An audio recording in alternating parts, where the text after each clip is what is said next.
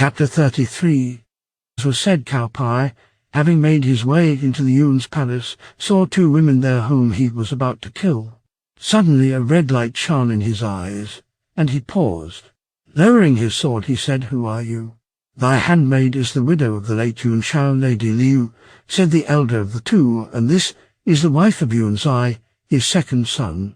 She was of the Zhen family.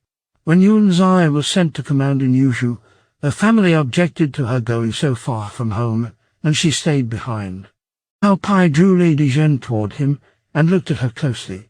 Her hair hung disordered, her face was dusty and tear-stained, but when, with the sleeve of his inner garment, he had wiped away these disfigurements, he saw a woman of exquisite loveliness, with a complexion clear as jade touched with the tender bloom of a flower petal, a woman indeed beautiful enough to rule a kingdom. "I am the son of the Prime Minister," said he, turning to the elder woman. "I will guarantee your safety, so you need fear nothing." He then put by his sword and sat down at the upper end of the room. As Cao Cao was entering the gate of the conquered city of Yejun, Zhu Yu rode up very quickly past him, and pointed with his whip at the gate, saying, "Sir Prime Minister, you would not have been here but for my plans." Cao Cao laughed, but his generals were very annoyed. When Cao Cao reached the residence, he stopped at the gate and asked, "Has anyone had gone in?" "The guard at the gates said your son is within." Cao Cao called him out and chided him, but the wife of the late imperial protector interposed, saying, "But not for your son we had not been saved. I desire to present to you a lady of the Zhen family as a handmaid to your son." Cao Cao bade them bring out the girl, and she bowed before him. After looking at her intently, he said, "Just the wife for him." And he told Cao Pai to take Lady Zhen to wife. After the conquest of Jizhu had been made quite sure, Cao Cao made a ceremonial visit to the Yun family cemetery, where he sacrificed at the tomb of his late rival, bowed his head, and lamented bitterly. Turning to his generals, he said, "Not long ago when Yun Shao and I worked together in military matters, he asked me, saying, if this disturbance does not cease, what fronts should be held? And I replied, asking him what he thought. He said, in the north of Yellow River to the south, I would hold the Yellow River and the North Guard against Yan and I, and absorb the hordes from the Gobi Desert. Then southward I would try for the empire, and do you not think I might succeed?" I replied, saying, "I depend upon the wisdom and force of the world directed by scholars, then everything would be possible." These words seem as if spoken only yesterday, and now he is gone. Thinking over it, I cannot refrain from tears. His officers were deeply affected. Cao Cao treated the widow generously, giving her gold and silks and food to her content. He also issued a further order that the taxes in the north of Yellow River would be remitted in consideration of the sufferings of the people during the warlike operations. He sent up a memorial to the throne and formally became imperial protector of Jizhu.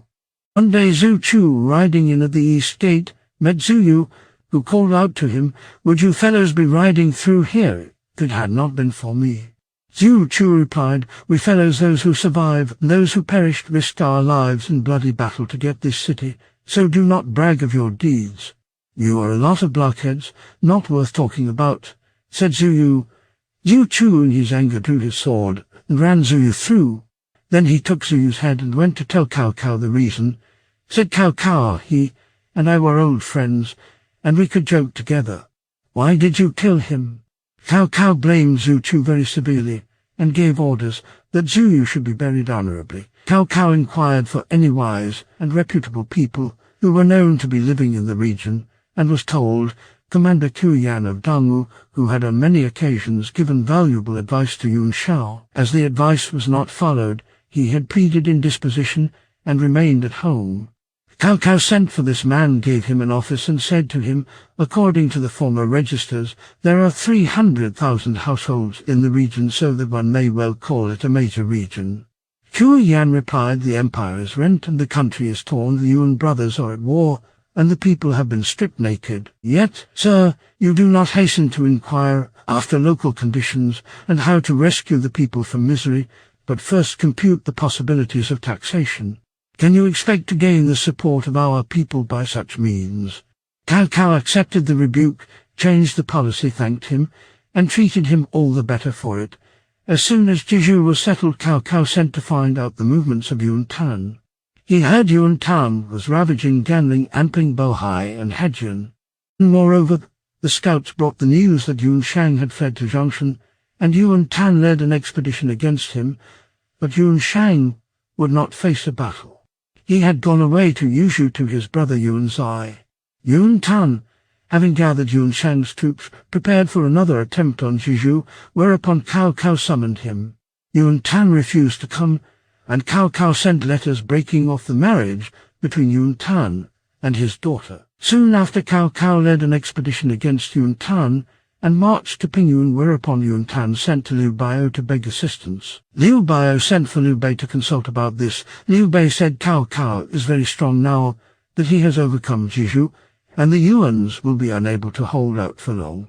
Nothing is to be gained by helping Yun Tan, and it may give Cao Cao the loophole he is always looking for to attack this place. My advice is to keep the army in condition and devote all our energies to defense. Agreed, but what shall we say? Said Liu Biao. Write to both the brothers as peacemaker in gracious terms. Accordingly, Liu Biao wrote thus to Yun Tan: when the superior person would escape danger, that person does not go to an enemy state. I heard recently that you had crooked the knee to Cao Cao, which was ignoring the enmity between him and your father, rejecting the duties of brotherhood, and leaving behind you the shame of an alliance with the enemy. If your brother, the successor to Jiju, has acted unfraternally, your duty was to bend your inclination to follow him, and wait till the state of affairs had settled. Would it not have been very noble to bring about the redress of wrongs? And to Yun Shang, Liu Biao wrote, your brother, the ruler of Tingshu, is of an impulsive temperament, and confuses right with wrong.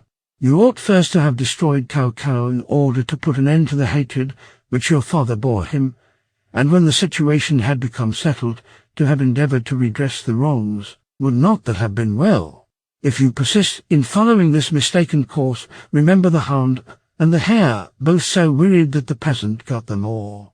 From this letter Yun Tan saw that Liu Biao had no intention of helping him, and feeling he alone could not withstand Cao Cao, he abandoned Pinyin and fled to Nanpi, whither Cao Cao pursued him. The weather was very cold, and the river was frozen, so that the grain boats could not move. Wherefore Cao Cao ordered the inhabitants to break the ice and tow the boats. When the peasants heard the order, they ran away. Cao Cao angrily wished to arrest and behead them. When they heard this, they went to his camp in a body and offered their heads to the sword. If I do not kill you, my order will not be obeyed, said Cao Cao. Yet supposing I cut off your heads, but I cannot bear to do that severity. Quickly flee to the hills and hide so that my soldiers do not capture you. The peasants left weeping. Then Yun Tan led out his army against Cao Cao. When both sides were arrayed, Cao Cao rode to the front. Pointing with his whip at his opponent, Cao Cao railed at him, saying, I treated you well. Why then have you turned against me? Yun Tan replied, you have invaded my land, captured my cities, and broken off my marriage. Yet you accuse me of turning against you. Cao Cao ordered Zhu Huang to go out and give battle. Yun Tan bade Peng Yan accept the challenge. After a few bouts, Peng Yan was slain, and Yun Tan, having lost, fled and went into Nanpi, where he was besieged. Yun Tan, panic-stricken, sent Xin Ping to see Cao Cao and arranged surrender. He is nothing but a fickle-minded child, said Cao Cao. He is never of the same mind 2 days running, and I cannot depend upon what he says. Now your brother Zinpai is in my employ and has a post of importance. You had better remain here also. Sir Prime Minister, you are in error, said Xin Ping. It is said that the Lord's honour is the servant's glory, the Lord's sadness is the servant's shame. How can I turn my back on the family I have so long served? Cao Cao felt he could not be persuaded, and sent him back. Xin Ping returned and told Yun Tan the surrender could not be arranged. Yun Tan turned on him angrily, saying, your brother is with Cao Cao, and you want to betray me also. At this unmerited reproach, such a huge wave of anger welled up in Xin Ping's breast that he was overcome, and fell in a swoon. They carried him out, but the shock had been too severe, and soon after he died. Yun Tan regretted his conduct when it was too late. Then Guo Tu said, "Tomorrow, when we go out to battle, we will drive the people out in front as a screen for the soldiers, and we must fight a winning battle." At night they assembled all the common people of the place and forced into their hands swords and spears. At daylight they opened the 4 gates, and a huge party with much shouting came out at each, peasantry carrying arms in front, and soldiers behind them. They pushed on toward Cao Cao's camps, and a melee lasted till near midday. But this was quite indecisive, although heaps of dead lay everywhere. Seeing that success was at best only partial, Cao Cao rode out to the hills near, and thence had the drums beaten for a new attack under his own eye. His officers and troops, seeing that he could observe them in person, exerted themselves to the utmost, and Yun Tan's army was severely defeated. Of the peasantry driven into the battlefield, multitudes were slain. Cao Hong, who displayed very great valor, burst into the press of battle, and met Yun Tan face to face. The two slashed and hammered at each other, and Yun Tan was killed. Guo Tu saw that his side was wholly disorganized, and tried to withdraw into the shelter of Nanpi. Yu Jing saw this and opened a tremendous discharge of arrows so that Guo Tu fell, and the moat was soon filled with dead. The city of Nanpi fell to Cao Cao. He entered and set about restoring peace and order. Then suddenly appeared a new army under 2 of Yun Zai's generals, Jiao Chu and Zhang Ning. Cao Cao led out his troops to meet them, but the 2 commanders laid down their arms and yielded. They were rewarded with the rank of lordship. Then Zhang Yang, the leader of the Black Hills brigands, came with 100,000 troops and gave in his submission. He was made general who pacifies the north. By an order of Cao Cao, the head of Yun Tan was exposed, and death was threatened to anyone who should lament for him. Nevertheless, a man dressed in mourning attire was arrested for weeping below the exposed head at the north gate. Taken into Cao Cao's presence, he said he was Wang Zhu and had been an officer in Qingzhou. He had been expelled because he had remonstrated with Yun Tan. But when the news of Yun Tan's death came, he had come to weep for his late master. "Did you know of my command?" said Cao Cao. "I knew it. Yet you were not afraid. When one has received favors from a man in life, it would be wrong not to mourn at his death. How can one stand in the world if one forgets duty through fear? If I could bury his body, I would not mind death." Cao Cao said, "And there were many such as this in the north. What a pity that the Yuan family could not make the best of them. But if they had done so, I should never have dared to turn my eyes toward this place." The intrepid mourner was not put to death.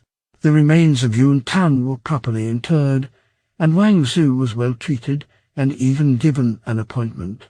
In his new position, Wang Zhu was asked for advice about the best way to proceed against Yun Shang, who had fled to his second brother. But Wang Zhu remained silent, thereby winning from Cao Cao renewed admiration for his constancy. "He is indeed loyal," said Cao Cao. Then he questioned Guo Jie, who advised him, saying, "Give Yun Zai's former generals the command, and ask them to attack Yuzhou." Whereupon Jiao Chu and Zhang Ning were given the command, and reinforced by the armies under Lu Xiang, Lu Kuang Ma Yan, and Zhang Zai to bring about the surrender of Yun Zai and Yun Shang. Then 6 generals to attack Yuzhou along 3 routes. Other armies led by Lai Dai and Yu Jing and Zhang Yan were sent against Cao Gan at Bingzhou. The 2 Yun Zai and Yun Shang heard of Cao Cao's advance with dismay, for they had no hope of successful resistance. Therefore they abandoned Yuzhou and hastily marched into Liaoxi to seek refuge with the Wuxun tribespeople in the frontier Wuxun state. Then Wuxun Chu, new imperial protector of Yuzhou, was not disposed to incur the enmity of the powerful Cao Cao, so he called his subordinates together to swear them to support him. Wuxun Chu said, "I understand that Cao Cao is the most powerful man of the day, and I am going to support him, and those who do not go with me I shall put to death." Each in turn smeared his lips with the blood of sacrifice and took the oath till it came to the turn of Han Heng. Instead he dashed his sword to the ground, crying, "I have received great promotions and benefits from the Yuans. Now my lord has been vanquished. My knowledge was powerless to save him, and my bravery insufficient. to cause me to die for him. I have failed in my duty, but I refuse to commit the crowning act of treachery and ally myself with Cao Cao." This speech made the others turn pale. The chief said for a great undertaking there must be lofty principles. However, success does not necessarily depend upon universal support, and since Han Heng is actuated by such sentiments, then let him follow his conscience. Wu Junchu turned Han Heng out of the assembly. Wu Junchu then went out of the city to meet and welcome Cao Cao's army and rendered his submission. He was well received and the title given him of general who guards the north. Then the scouts came to report Generals Lai Dai and Yu Jing and Zhang Yan had marched to Bingzhou, but that Gao Gan had occupied Hugun Pass and could not be dislodged. So Cao Cao marched thither himself, the defender still maintaining his position. Cao Cao asked for plans. Zhang Yu proposed that a band should go over pretending to be deserters. Cao Cao assented and then called the two Lu Xiang and Lu Quang, to whom he gave whispered orders. They left with their companies. Soon they came near the pass and called out, saying, "We are old officers in Yun Xiao's armies forced into surrender to Cao Cao. We find him so false and he treats us so meanly that we want to return to help our old master. Wherefore, quickly open your gates to us." Gao Gan was suspicious, but he let the two officers come up to the pass, and when they had stripped off their armor and left their horses, they were permitted to enter, and they said to Gao Gan, "Cao Cao's troops are new to the country and not settled. You ought to fall upon their camp this very evening. If you approve, we will lead the attack." Gao Gan decided to trust them and prepared to attack, giving the two brothers the leadership of 10,000 soldiers. But as they drew near Cao Cao's camp, a great noise arose behind them, and they found themselves in an ambush attack on all sides. Realizing too late that he had been the victim of a ruse, Gao Gan retreated to the pass, but found it occupied by Lai Dian and Yu Jing. Gao Gan then made the best of his way to the chieftain of the Chenyu people. Cao Cao gave orders to hold the passes and sent companies in pursuit. When Gao Gan reached the boundary of the Chenyu state, he met Ziyan, the Khan of the northern tribespeople. Gao Gan dismounted and made a low obeisance, saying, "Cao Cao is conquering and absorbing all the borders, and your turn, O king, will come quickly. I pray you help me, and let us smite together for the safety of the northern regions." Ziyan the Khan replied, "I have no quarrel with Cao Cao. Why then should he invade my land? Do you desire to embroil me with him?" He would have nothing to do with Gao Gan, and sent him sway. At his wits' end, Gao Gan decided to try to join Liu Biao, and go southward so far on his journey as Shanglu when he was taken prisoner and put to death by Governor Wang Yan. His head was sent to Cao Cao, and Wang Yan received lordship for this service. Thus Bingzhou was conquered. Then Cao Cao began to discuss the overthrow of the Wuxun state. Cao Hong, speaking in the name of other officials, said the two Yuan Zai and Yuan Shang are nearly done for and too weak to be feared. They have fled far into the Sea of Sand. If we pursue them thither, it may bring down Liu Biao and Liu Bei upon the capital. Should we be unable to rescue it, the misfortune would be immense. Wherefore we beg you to return to Zucheng." But Zhuo Jie was of different advice. "You are wrong," said he. "Though the prestige of our Lord fills the empire, yet the peoples of the desert, relying upon their inaccessibility, will not be prepared against us. Wherefore I say attack, and we shall conquer them." Besides, Yuan Shao was kind to the nomads, and the two brothers have been more so. They must be destroyed. As for Liu Biao, he is a mere gossip, who needs not cause the least anxiety, and Liu Bei is unfit for any heavy responsibility, and will take no trouble over a light one. You may leave the base with perfect safety and make as long an expedition as you choose. Nothing will happen. "You speak well of Zhuo Jie," said Cao Cao. He led his legions, heavy and light, to the edge of the desert, with many wagons. The expedition marched into the Gobi Desert. The rolling ocean of yellow sand spread its waves before them, and they saw far and near the eddying sand pillars, and felt the fierce winds that drove them forward. The road became precipitous and progress difficult. Cao Cao began to think of returning, and spoke thereof to Zhuo Jie, who had advised the journey. Zhuo Jie had speedily fallen victim to the effects of the climate, and at this time he lay in his cart very ill.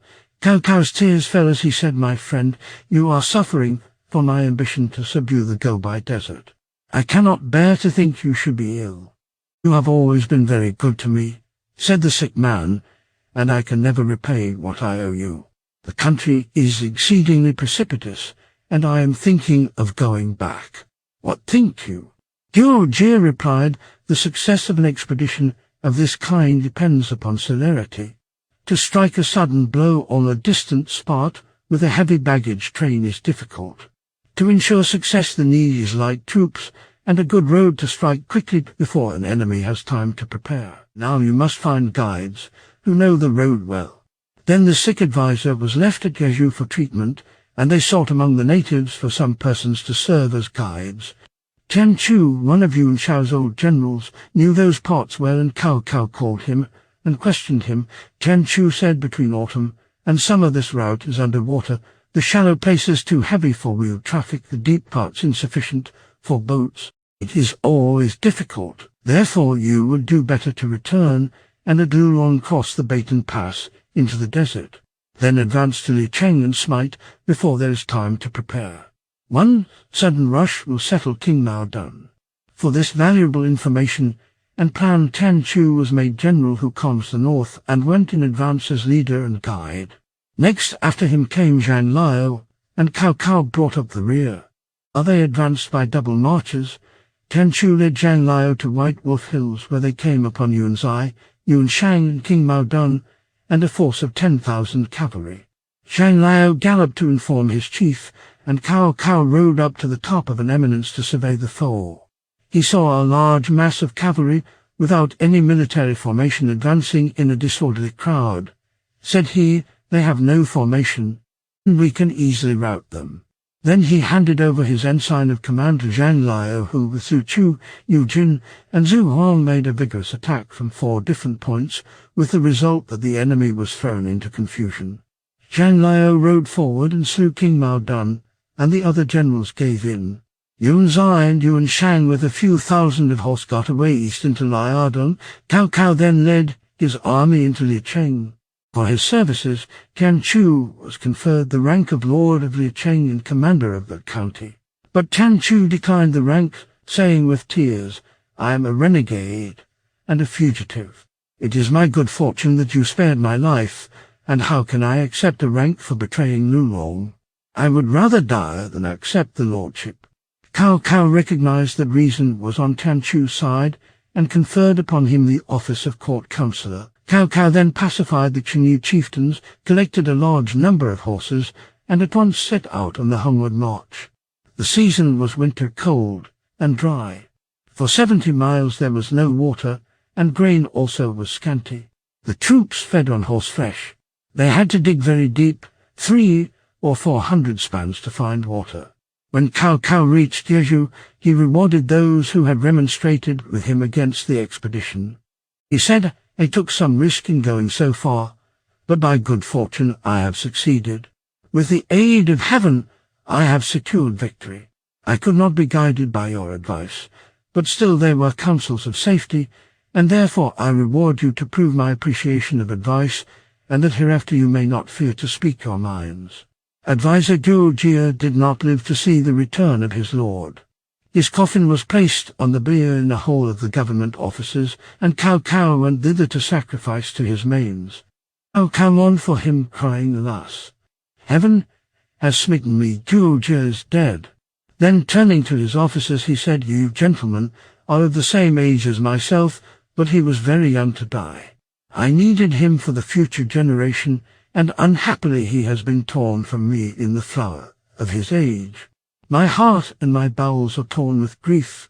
The servants of the late adviser presented his last testament, which they said his dying hand had written, and he had told them to say, "If the Prime Minister shall follow the advice given herein, then Liaodong will be secure." Cao Cao opened the cover and read, nodding his head in agreement and uttering deep sighs. But no other person knew what was written therein. Shortly after, Zai Hudan at the head of a delegation presented a petition saying, for a long time, the governor of Liaodong, Gongsun Kang, has been contumacious, and it bodes ill for peace that the Yuan brothers have fled to him. Would it not be well to attack before they move against you? I need not trouble your tiger courage, sirs, said Cao Cao smiling. Wait a few days and you will see the heads of our two enemies sent to me. They could not believe it. As has been related, the two Yuan Zai and Yuan Shang escaped to the east with a few hundreds of horse. The governor of Liaodong was the son of Gongsun Du the warlike, the general of Han. Gongsun Kang was a native of Xianping. When he heard that Yuan Zai and Yuan Shang were on their way to his territory, he called a council to decide upon his plan. At the council, Gongsun Gong rose, saying, when Yuan Shao was alive, he nourished the plan of adding this territory to his own. Now his sons, homeless, with a broken army and no officers, are coming here. It seems to me like the dove stealing the magpie's nest. If we offer them shelter, they will assuredly intrigue against us. I advise that they be inveigled into the city, put to death, and their heads sent to Cao Cao, who will be most grateful to us. Said the governor Gongsun Kang, I have one fear, Cao Cao will come against us. If so, it would be better to have the help of the Yuans against him. Then you can send spies to ascertain whether Cao Cao's army is preparing to attack us. If it is, then save the Yuans alive, if not, then follow my advice. It was decided to wait till the spies came back. In the meantime, Yuan Zai and Yuan Shang had taken counsel together as they approached Liaodong, saying, Liaodong has a large army strong enough to oppose Cao Cao. We will go thither and submit till we can slay the governor and take possession. Then, when we are strong enough, we will attack and recover our own land. With these intentions, they went into the city. They were received and lodged in the guest quarters. But when they wished to see Gongsun Kang, he put them off with the excuse of indisposition. However, before many days the spies returned with the news that Cao Cao's army was quiescent, and there was no hint of any attack. Then Gongsun Kang called Yuan Zai and Yuan Shang into his presence. But before they came, he hid swordsmen and axemen behind the arras in the hall. When the visitors came and had made their salutations, Gongsun Kang bade them be seated. Now it was bitterly cold, and on the couches where they were sitting were no coverings. So Yuan Shang said, may we have cushions? The host said, when your heads take the long journey, will there be any cushions? Before Yuan Shang could recover from his fright, Gongsun Kang shouted, why do you not begin? At this out rushed the assassins, and the heads of the two brothers were cut off as they sat. Packed in a small wooden box, they were sent to Cao Cao at Yezhou. All this time Cao Cao had been calmly waiting. His impatient officers had petitioned in a body, saying, let's march to the capital to ward off Liu Bio's threat if we are not going to attack the east. Cao Cao said, I am waiting for the heads of the enemy. We will go as soon as the heads arrive. In their secret hearts they laughed. But then, surely enough, messengers soon came from Liaodong bringing the heads. Then they were greatly surprised, and when the messenger presented Gongsun Kang's letters, Cao Cao cried, just as Zhu Jia said. He amply rewarded the messenger, and the governor of Liaodong was made lord of Xianping and general of the left army. When the officers asked what had happened, Cao Cao told them what the late adviser had predicted. He read to them the dead officer's testament, which ran something like this. Yuan Zai and Yuan Shang are going to Liaodong. Illustrious sir, you are on no account to attack, for Gongsun Kang has long lived in fear lest the Yuan should absorb his country. When they arrive, Gongsun Kang will hesitate. If you attack, he will save the Yuans to help him. If you wait, they will work against each other. While this is evident, the officers simply jumped with surprise to see how perfectly events had been foreseen. Then Cao Cao, at the head of all his officers, performed a grand sacrifice before the coffin of the wise Zhu Jia. He had died at the age of 38 after 11 years of meritorious and wonderful service in wars. When heaven permitted Zhu Jia's birth, it made him ablest man on earth. He knew by rote all histories. From him war kept no mysteries. Like Fan Lai's, his plans were quite decisive. As Chen Ping's, his strokes were most incisive. Too soon he ran his earthly race. Too soon the great beam fell from place. When Cao Cao returned to Jizhu, he sent off the coffin of his late adviser to capital Zucheng, where it was interred. Then Cheng Yu and others said, "As the north has been overcome, it is time to settle the south." Cao Cao was pleased and said, "That has long occupied my thoughts." The last night he spent in Jizhu, Cao Cao went to the eastern corner tower and stood there regarding the sky. His only companion was Zanyu. Presently Cao Cao said, "That is a very brilliant glow there in the south. It seems too strong for me to do anything there." "What is there that can oppose your heaven high prestige?" said Zanyu. Suddenly a beam of golden light shot up out of the earth. "Surely a treasure is buried there," remarked Zanyu. They went down from the city wall, called some gods, and led them to the point whence the light proceeded. There the men were ordered to dig. The southern skies with portents glow. The northern lands their treasure show. What the diggers found will appear in the next chapter.